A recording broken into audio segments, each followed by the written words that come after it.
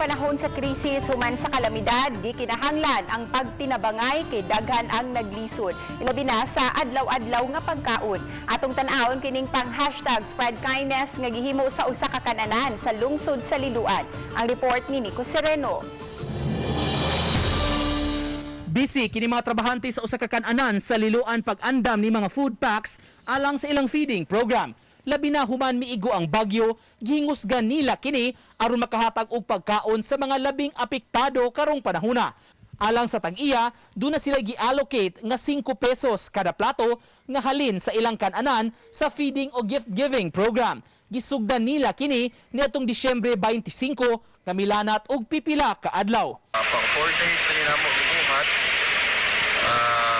Ginagmay tabang sa to ang mga kuan, mga ikaisunan diha sa Cebu. Importante kuno nga bisan sa ginagmayng pamaagi, makaambit o kalipay human miigo ang bagyo. Ug labi na karong panahon sa Pasko, ang diwa sa pag-inambitay gikinahanglan. Ihatag mi og amo ang kuan kani mga pagkaon nato diri sa ato ang establishmento. So mo ni among gamay kayo nga kuan kinabang.